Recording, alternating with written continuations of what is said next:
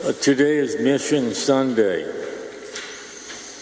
And of course, the purpose of Mission Sunday, or the purpose of the missions, is to present Christ to the entire world, his message. But how difficult it is today when the world is in turmoil, when violence is all around the world. Even after 2,000 years, there's only 5% of China that's Christian. 2.5% of India, Christian. 1% of Japan, Christian. Well, how much work the missionaries have to do? We look at the Middle East. In 1917, or 1918, at the end of World War I, 20% of the Middle East was Christian. Today it's only 5%. And that 5% is decreasing very rapidly.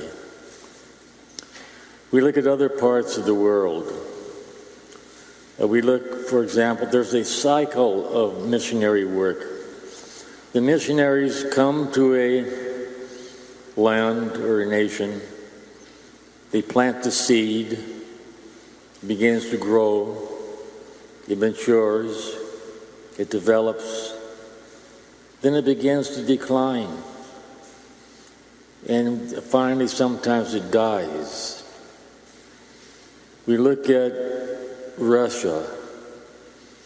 At the end of the first millennium, around the end of the 10th century, Christianity was brought to Russia. The seed was planted. It grew and developed. It matured. And then in 1917, with the communist revolt, with the communist revolution, for the next 70 years, Christianity almost died out. We look at North Africa. After Christ rose from the dead, not too long afterwards, North Africa began to be evangelized. The seed was planted, it grew and developed. And by the 7th century, there were 800 dioceses, Christian dioceses in North Africa, until the Muslims came in the 8th century. And by the 11th century, there were only 5 dioceses left out of the 800. It had died. Now the big question is, even though Christianity comes to a place and develops and dies, it still comes back to life again, as it did in Russia.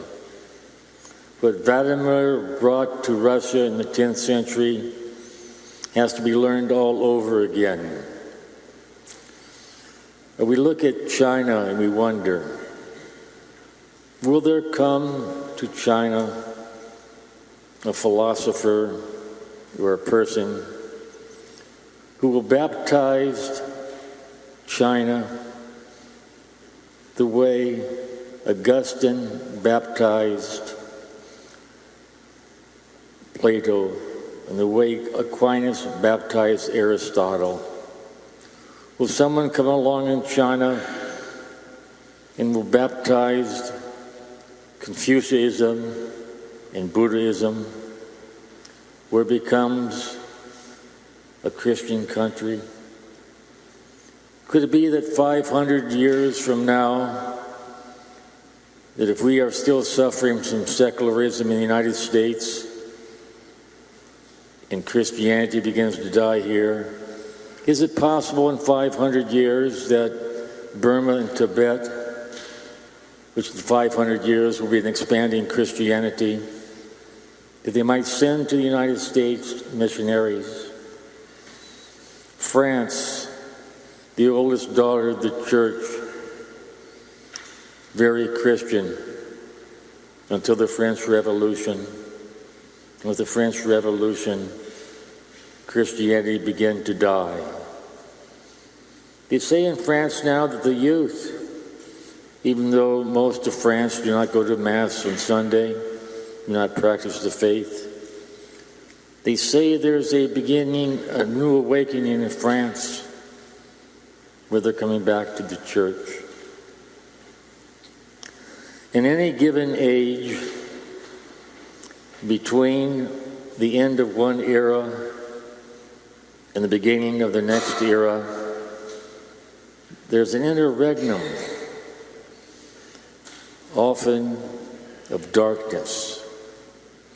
Between the fall of Rome and the crowning of Charlemagne, there's a dark period in Europe where the lights of learning and wisdom almost disappeared, but it came back again. We see often, even today,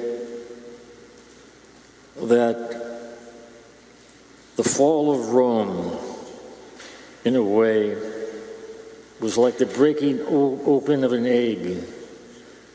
And underneath the Roman Empire that fell was a young Christianity that would evangelize all of Europe. Can that happen again? With the fall of communism, and before the next era that arrives, there's a dark period. In that dark period, we have the Islamic terrorism that's raging in the world. Somehow,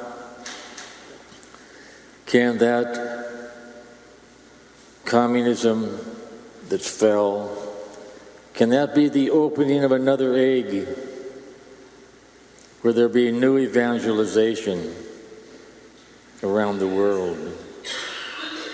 We desperately need a new awakening, a new Pentecost, where the Holy Spirit comes down upon the apostles and performs almost a miracle where these uneducated men went out and evangelized the world.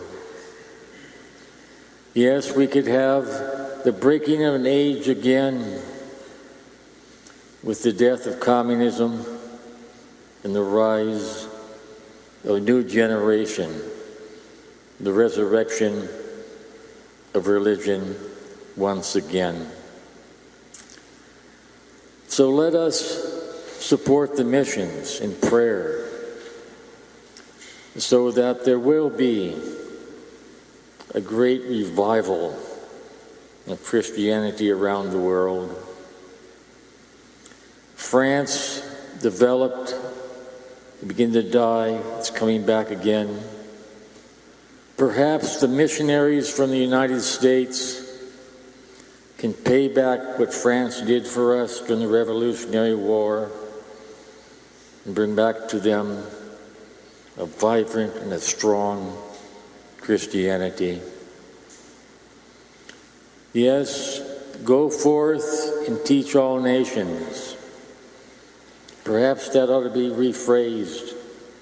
Go forth and reteach all nations in regards to the love and spirituality of the missions.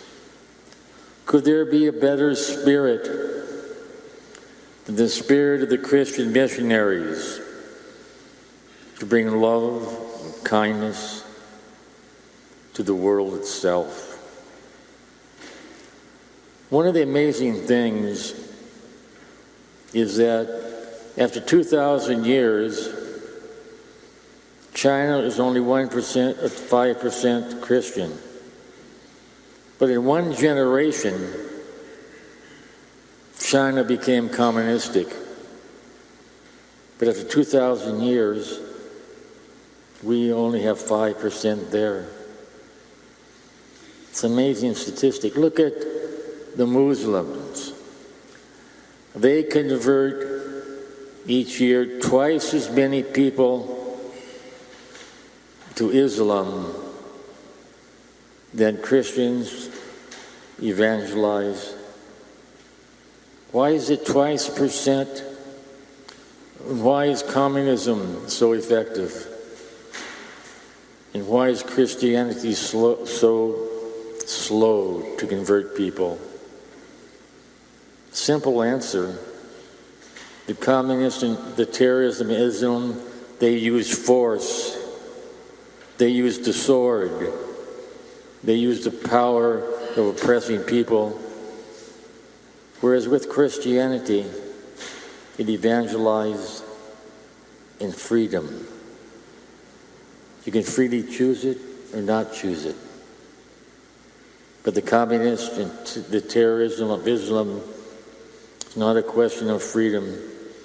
It's a question, either you become a Muslim or a communist, or you're going to be persecuted severely or martyred. So let us, on this day of Mission Sunday, remember the great challenge that we have when Christ told us to go forth and teach all nations. To teach all nations love. The poor cry out to the Lord saves the poor. The Lord is interested in the widow and the orphan, those who are suffering so much. This is the Christianity of justice and love that will prevail. But it cannot prevail without our help. So let us help out the missions the best we can.